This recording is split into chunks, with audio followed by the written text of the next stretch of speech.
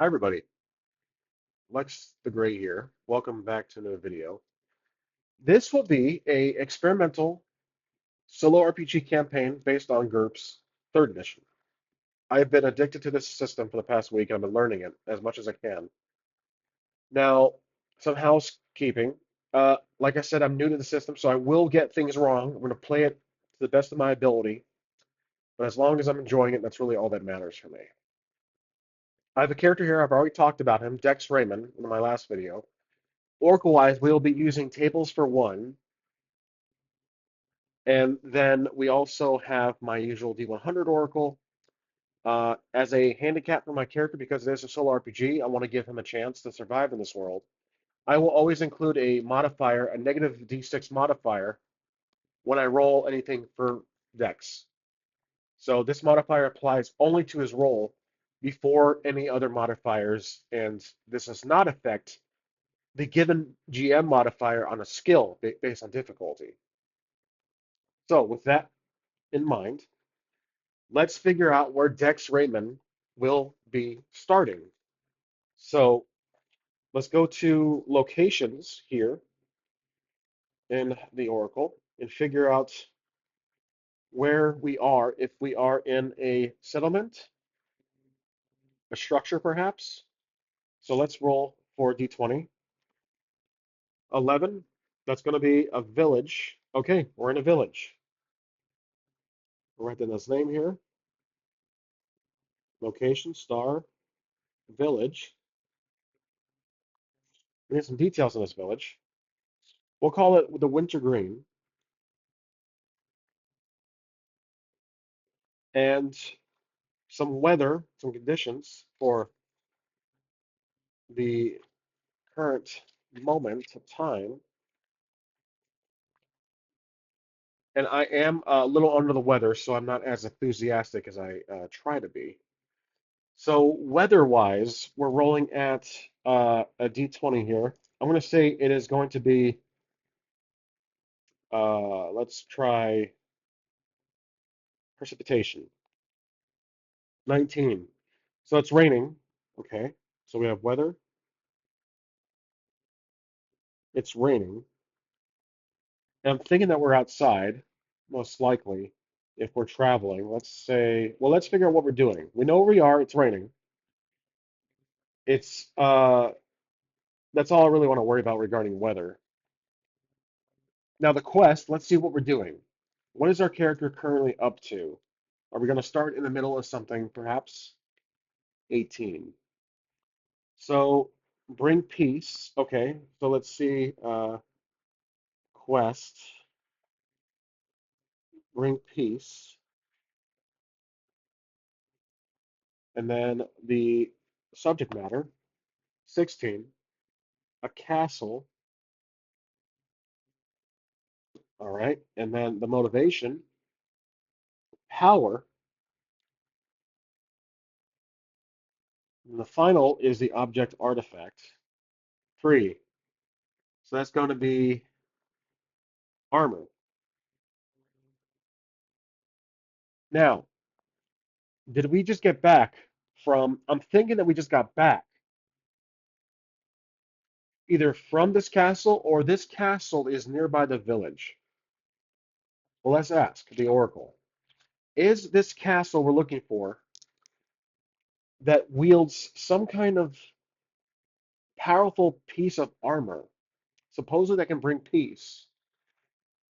Is this castle nearby this village? I'm going to say that's a 75% chance it is. That's a 20. Yep. No, that's a 20. Okay. So this castle apparently is near the village of Wintergreen, and that's definitely a star detail. We're on this quest, whether or not we have just completed it, but we need to. I'm going to say that we are in the process of going to this castle. So we're leaving the village at the very moment when it's raining. We've been tasked by someone to get this armor. not just ourselves. We've been paid to get this item. And let's get to an NPC. So see who paid us. Let's look for an occupation. So we have these commoners here. Either highborn. I'm thinking actually highborn. This looks like something that would be given by someone of royalty. So two, a lord. Okay, so the quest giver, NPC, star, quest. Let's see, quest given by Lord. Let's think of a name here. We have masculine names. Five, Lord Seraph. Okay, so Lord Seraph, underline that. Lord Seraph has tasked us to retrieve this ancient armor of great power that he says will bring peace to the kingdom. And it's in a castle nearby the village of Wintergreen. That's a good start. We have a very simple task. We are going to be paid handsomely because, like I said, we are greedy. We have a bad temper. That's two quirks of ours. I should say two disadvantages. We are greedy. So he says he will pay us. He will pay us, let's say, 500 gold pieces to retrieve the armor. Okay, that's definitely a good amount of gold. And our character Dex is intrigued by it, and he's very optimistic about the turnout. So the let's roll to see if our character knows anything about the castle. So I'm going to roll at our. Let's see what advantage do we have here. Nothing really. Uh, we have an IQ of 10. There's no like history, skill. I don't have anything like that. I'm gonna say because we're in this village, I'm just gonna keep it at the base of 10. So we have to roll 10 or less to see if we know anything about this castle. All right, so that's ooh, okay, so that's 6, 12, 18. That's a failure with our plus one, so that's 17. We don't know anything about this castle. We went it. We did not ask for a single detail. We don't even know where it is. So we took this job so quickly that we failed to inquire about its basic information. Like, where is this castle? What does it look like? Does this castle have anybody living there? Is it abandoned? Is it haunted? Is it um, a lie? Is it a rumor? We don't know anything about the castle. So basically, Dex knows nothing, with capital nothing about the castle. But we have to figure out something. So, because this is a village, I'm guessing there's going to be a village elder or someone we can speak to. Perhaps we weren't able to speak to Lord Lord Seraph about the castle. Perhaps he was too busy and he did not have the details or time. So let's look for someone. We're asking around, perhaps the village. We're walking through the common market in the middle of the village, probably relatively small. So the general location is the village. I'm going to say that's the area.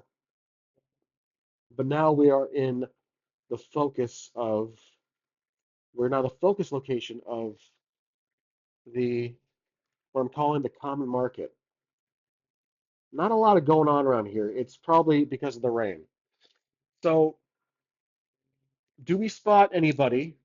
This won't be a traditional trait roll. This will be a oracle question. Let me get an NPC ready here. Do we see anybody uh, out in the common market? That's probably going to be a 35% chance. Nope, there is nobody outside. Because of the rain, everybody's sheltered. Any open stalls or any open vendor booths are closed. They are blanketed, they're covered with tarp, whatever material. So we have to look for either a tavern, perhaps. This village doesn't have a tavern. I'm going to say 75% chance it does. Yep, it does, though it's very small, 68, I'm judging that by its size. So it's a very small tavern. So we're gonna go look for a tavern, and I will say let's roll to see if anything happens when we look for the tavern. I'm looking for, there is there is one table here that helps with like just sudden moments. Let's do, there's nobody outside, so I don't think it'll be a random encounter. I'm thinking that we're gonna use the table at the very end. It's called Stuck, or these two modifiers are pretty good. But let's use a table called Stuck. We're not necessarily stuck, I just want to try it out. Whoops, let's re-roll. No interference. Six. Glory. There is somebody seeking glory. We find a tavern. There is someone who was kicked out of the tavern. This individual is drunk, and they were spewing gossip. They were shouting, and he's in the rain, soaking wet like we are. So now we're outside the tavern. We need a name for a tavern. What would be a good name? Let's think of one. I do have a card here that would be good for a name. So let's say perhaps we'll call it the Rosalind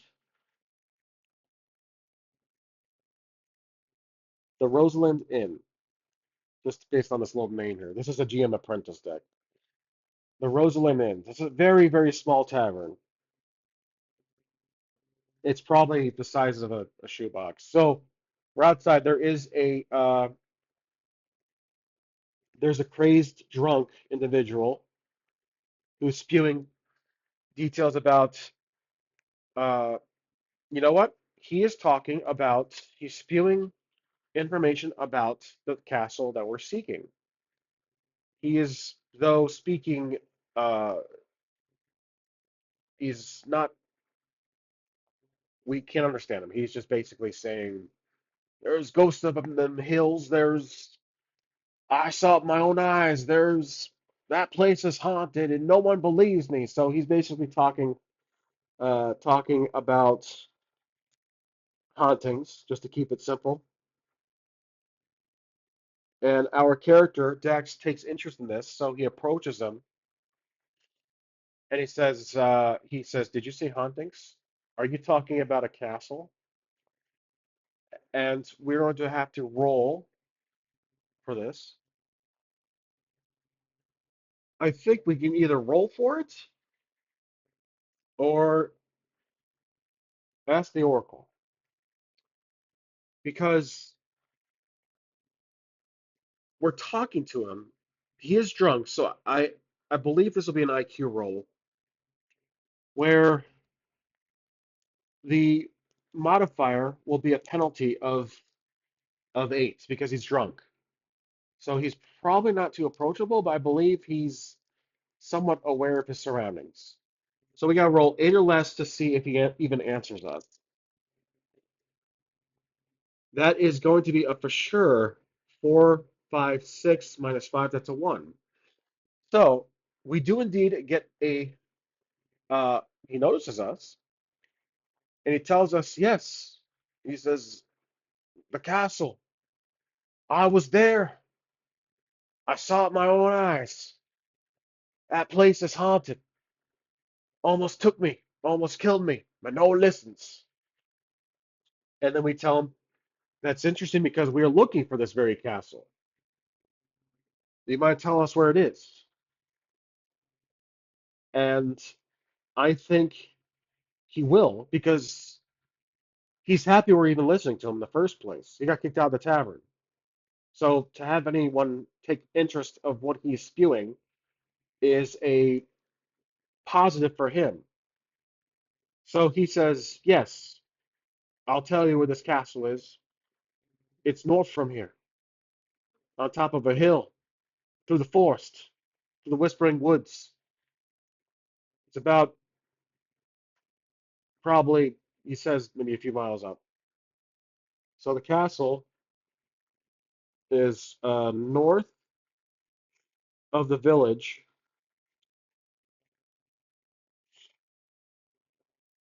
and he said, we ask him, what's the name of the castle? And of course, he knows the name, so he'll tell us. He sits down like he collapses against the wall, against the tavern. He hiccups. He's thinking of the castle name.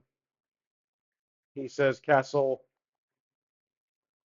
He's thinking to himself, trying to remember what the name of the castle is. So the name, I'll say, let's see, name of castle. Castle High. He's like, Castle High Rock. It's up. That's what the name, Castle High Rock. So we'll call it Castle High Rock. Well, High Rock. That's the name of the castle. So I'll underline that. All right. So we have a detail about the castle. He says, why do we want to know? And we tell him that we're looking for something. We've been tasked to look for the armor of power. That's the name of it. I'm just going to give it a name. Uh, armor of power. That's the quest item. So this is going to be all caps. Quest item. And then does he know about the armor of power? Let's see. Let's roll. Does he know? Well, I'm gonna say he does. 75% chance he does. Yep, he does. He's like armor. His eyes open. His armor, power. He says, "That's what I've been trying to look for. I couldn't even get to the front door. I heard voices up there. The door place is haunted. I saw ghosts in the windows." And he starts jabbering on about how he was pushed off. He fell down the hill. He tumbled and he got hurt. He says the place is haunted. So the castle's haunted. We know this now. It's haunted.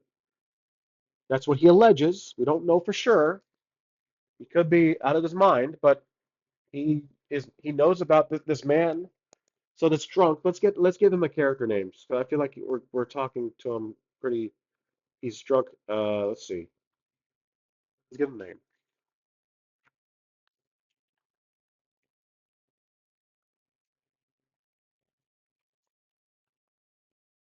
We'll definitely give him a calmer name. 13. Kel. It's a drunk man. In parentheses, just about him. Kel. So he's just a drunk. He's a human. Not much to details on him, but he's just a human. He's drunk. It was Kel, and we thank him for the details. We're about to leave. He says, "Wait, hold up. You think I'm gonna tell you everything for free? Now you're going after the armor? I was going after the armor. That's my armor." And we tell him, "Look, we have a bad temper." We says, "Look, I don't have time for this right now. First off, you're drunk. I'm going to find the armor. I have a very highly respectable client I'm working for that wants that armor, and I'm going to get this job done." So I think that our character does the dirty work. He gets paid to do things like this. Just find stuff, bring it back to whoever is paying him. So he's a not a bounty hunter, but he's a respectable employee. So maybe we work for this Lord uh, Seraph. Do we work for Lord Seraph? 75% chance we do. We do. Okay, so Dex works for Lord Seraph, which makes sense to me now.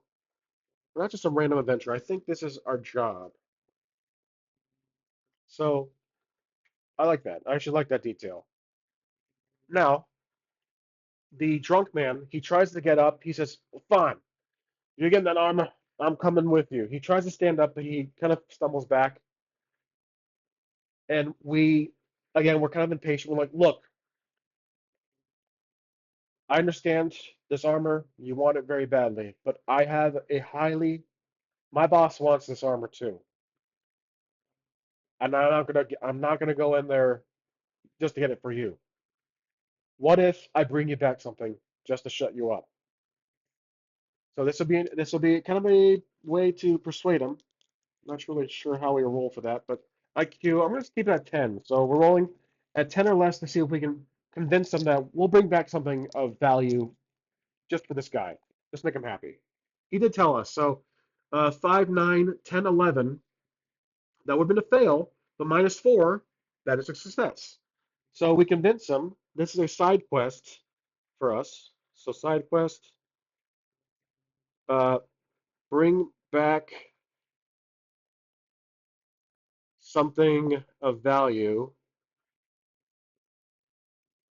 for Drunk Kel. Let's go Kelly. Drunk Kelly. I prefer that name. Drunk Kelly. Maybe he's known to be the village idiot. I don't know. But we feel bad for him because he tried however many times he's walked up to this castle. But he gave us a direction to go to, and we're gonna go there. So it's raining out. We have to let's roll to see if the rain has continued. Has the rain continued? Let's say 50-50. I don't not really sure. 20. It has. It still continues. Okay, so it's still raining, but it's not going to slow us down. Now, we are going to continue on, and we're going to make our way north through the very relatively small village of Wintergreen. As we approach the northern side of Wintergreen, it's becoming more apparent that the trees are starting to get much larger. These trees are overshadowing the sun, the rain. The rain steadily becomes apparent and uh, periodic because the rain is kind of sheltering us. We're now walking down a trail, and as we walk down this trail through the forest of Wintergreen, or the forest, actually, we don't know the name of the forest. Do we get a name for the forest? Let's do our new location, actually. Can't forget about that. Location. The forest, I think we did. So we were the common market. Then we were, let's see, this drunk guy outside tavern, the Rosalind Inn, north of the village, castle. No, we didn't. Okay, so the forest, we'll say we'll call it Evermore, which I've used that name before in another campaign. So Forest Evermore, we're walking through it. As we're walking through it, let's roll for an encounter. 5, which will be a monster. Okay, so this monster we ran into, let's see what it is, its reaction to us. Its reaction will be, let's re-roll, that was tilted. 2, hostile. Of course it's hostile. So we encountered a monster that's hostile. And because it's in a forest, we have to roll for the list of monsters. All right, so forest monsters. Let's see what we get. Let's see if it makes sense, first of all. If it doesn't, I'm not going to do an encounter just yet. 2, it's a bird. Okay.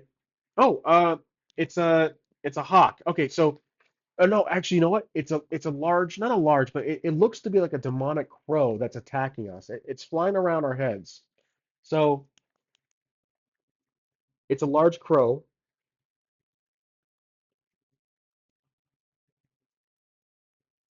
Okay, so this large crow is it pops out of the forest on one of the sides and flies, and we can hear it crow, and it starts circling us. We're kind of looking at it. It has glowing red eyes,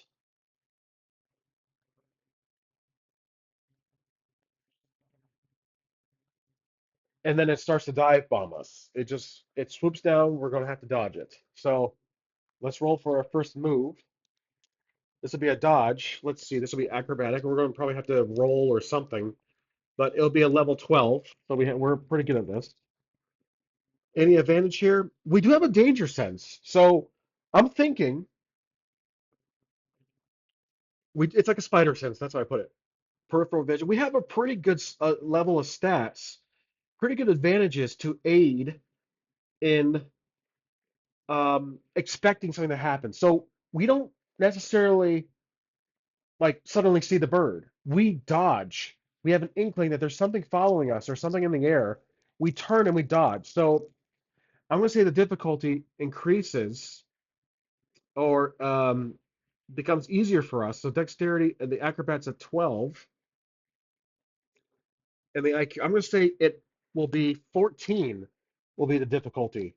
That's too higher than my skill of acrobatics with my modifier, of course. So seven. That's 8, 9 minus 4. So yeah, we're easily able to do a barrel roll.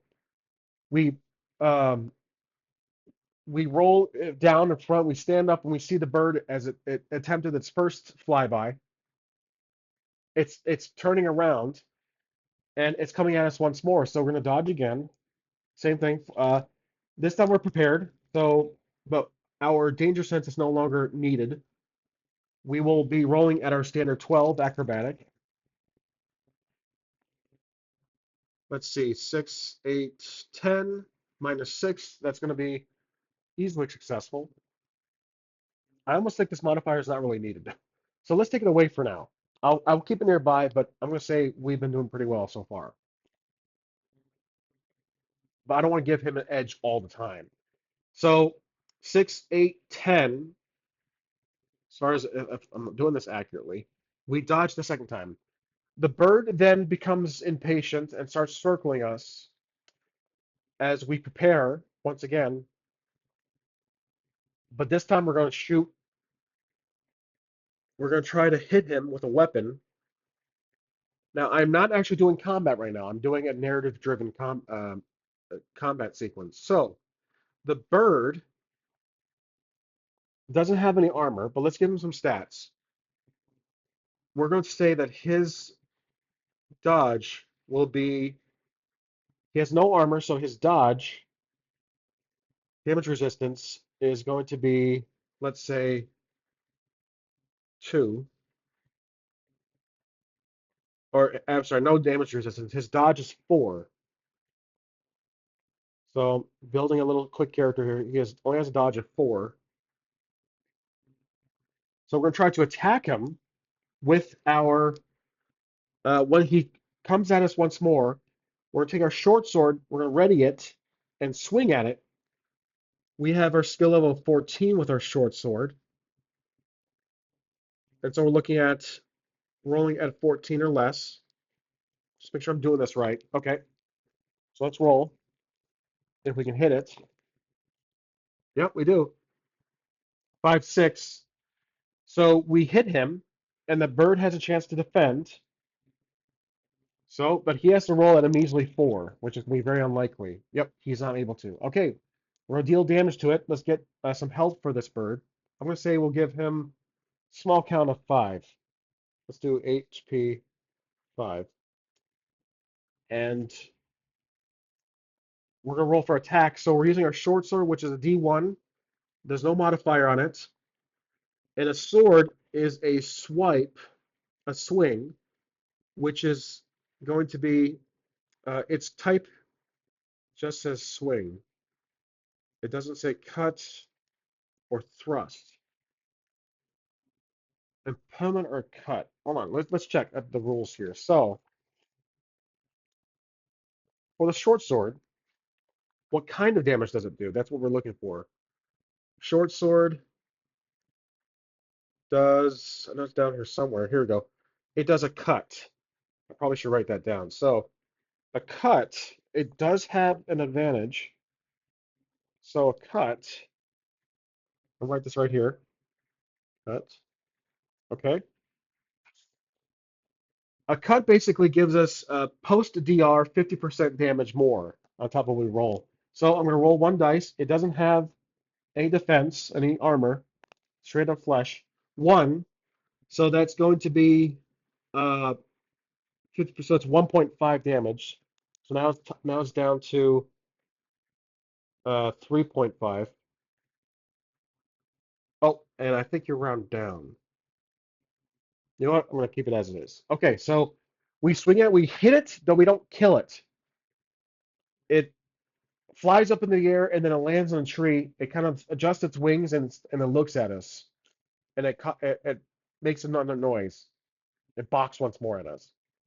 We're standing there confused as we did strike it, but then it takes off once more and does another attack on us. So we're gonna roll. If we can dodge or attack, I'm gonna say we're gonna swing at it. We see it coming, so no modifier. I'm rolling for short sword. This will be 14. Easily get it. That's a hit. The bird has a chance to dodge, and its dodge again is only 4. You know what? Actually, I'm doing this wrong. The bird has a chance to attack us because we attacked it. Let's give it an attack. So it's going to try to attack us. Its skill, I'm going to say, for attacking, based on its attack, it's going to be like a bite. We'll give it a difficulty of 10. So let's roll. If it can attack us, 8, 9. It does. Okay, so now we're going to try to dodge. Its bite is only going to be a, let's see, that's a level. I'm going to say damage wise, it does only a 1d minus 2.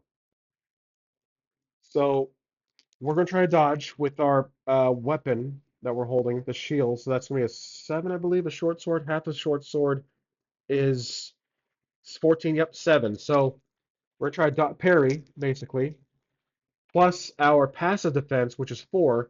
So that's going to be 8, 9, 10, 11. We got to roll 11 or less. Okay, so that's 11. See, didn't have the modifier this time. It hits us. Okay, we failed. The bird rolls a d1 minus 2, and well, even with the 1, we block all of it with our passive defense of 4 because of our shield and armor. So we block it. It tries to attack us, but it hits our shield. So then we are going to attack it once more. It flies out, comes right back at us. So it's really determined to kill us or attack us for some reason. So we're going to attack with our short sword once more. I probably should add a modifier because it's flying, but if it keeps coming at us, I think that that's fair enough. So 14, yep, we hit. Okay. So it will dodge with its dodge of 4. Nope, can't hit. All right, we're gonna do 1d damage once again with the short sword. So we have to roll 1d here. 1, that's another 1.5. So now it's down to 2. Okay. So now we're gonna roll for it. It attacks us once more. All right, we have to get a roll of 10 or less for bite. I guess not really a bite, it's more of a scratch. Let's change that to a scratch. Crows don't have teeth. I'm sorry, guys. Scratch with its claws. So it rolled 9, 10, 11, 12. Okay, it was a fail. It missed. Okay, so it did not hit us. We have a chance to hit back. Because it's flying away, there will be difficulty modifier of -2. So we have to roll at a 12. All right, we got it. 5, 6, 7. So we hit it, and then it has a chance to dodge as usual. With that, we have to roll a 4. Fail. Probably should give it a higher dodge because it's a bird. Again, I'm kind of playtesting this. It's kind of experiment. So let's change it to an 8. Because if it's a flying creature, a large demonic crow, it should have a higher dodge. So it does dodge here with 8. 3, 4, 5, 6. It does dodge. Okay. So uh, this is almost, it has 2 more health left. So it's coming back at us again. It's going to attack us. It rolls for at least 10 or less. Nope. It misses. We attack it. We have to roll. I'm going to do 12 this time. Oh, okay. That's complete miss. All right. So Because of this, it's back and forth. The bird gets impatient, flies up, and it almost vanishes into the tree line above our heads as the trees overshadow us. So the bird vanishes. It was getting either bored or it was just not, it was obviously not working out for the bird. So it vanishes and we are still standing there, but as we look ahead, we spot something. Luckily, we didn't take any damage during that fight. But while we look ahead, we see something. Let's roll for modifiers. The d20. Where's my d20 at? There it is. 7. We see a light. Okay, so we see a break ahead up in the north from us, up ahead. The trail. We see sunlight because again the trees are very dense, so it's not too dark, but it's basically like 50% opacity, brightness at this point. So we see a light ahead. We're walking up. We start to hear not chatter, but wildlife noises, more birds. We hear a river, and we approach this opening, and it is revealed to be a river. There's a bridge, a path, goes up the hill, and then it vanishes into the more tree lines. So we're looking at um, a clearing in the village, in the forest, and there is a path, small bridge with a river. And as we're looking, there's an individual standing on the bridge. There's an NPC on the bridge guarding it.